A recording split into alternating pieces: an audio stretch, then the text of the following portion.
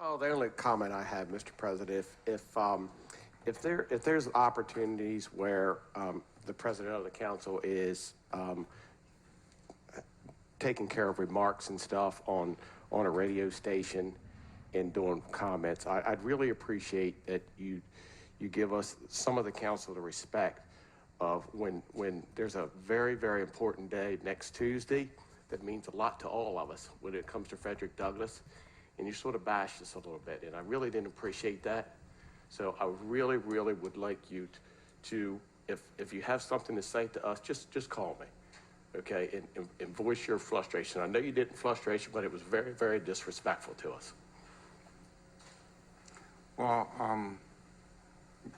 Mr. Callahan, I was just speaking from, the sense that I certainly appreciate your comments, and I did ask to speak with you yesterday after the meeting we had with Mayor Willie the other day, if you remember, and you said you wouldn't give me a call back, and I hadn't heard from you. But there is a special event coming up, which is the unveiling of the Frederick Douglass plaques. That will take place on September the 1st on Lewistown Road.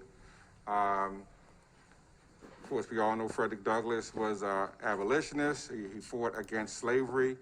I think he fought against everything that the Talbot Boy statue stands for. So I guess you're referring to my comments about that particular event. Okay, all right. Again, I'm not going to go into all that right now. We can certainly sit down and talk about it when it comes to what we're saying and what we're doing. We can't say we can't bring the health officer here in front of us to give a report, but at the same time pass an emergency declaration that tears out everything that the health officer asked us to do. That you're wasting her time. I'm not talking about the health department. I'm not talking about the health department. I know okay. that. Okay. But again, I'm speaking about what we're saying and what we're doing. So. We'll talk more about it. I think that we have some more to talk about when it comes to that.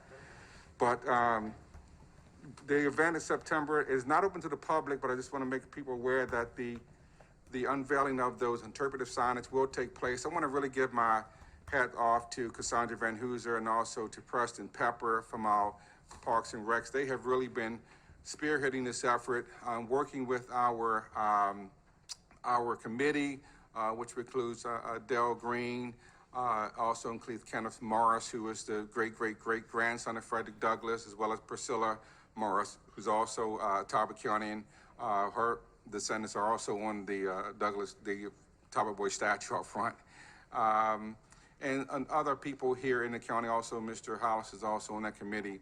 So we want to just thank Cassandra and Preston for all that they've done, getting that group together, getting these signage in place at the park on the Tuckahoe. One thing that we can claim that no other Frederick Douglass park can claim, either in New York or overseas in Ireland or anywhere else, they can't claim that they have a Frederick Douglass park on the Tuckahoe. They may have a Frederick Douglass park, but not on the Tuckahoe.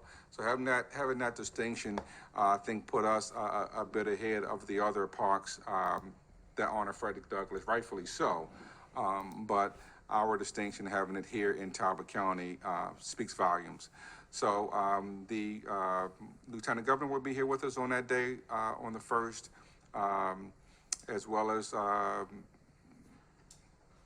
Secretary of Commerce and Secretary of DNR will also be with us as well on that day. So after the unveiling, the park will then be open to the public. I believe that's going to be around noontime or a little while after that. I don't have the exact date when it'll be open for the exact time when it'll be open to the public.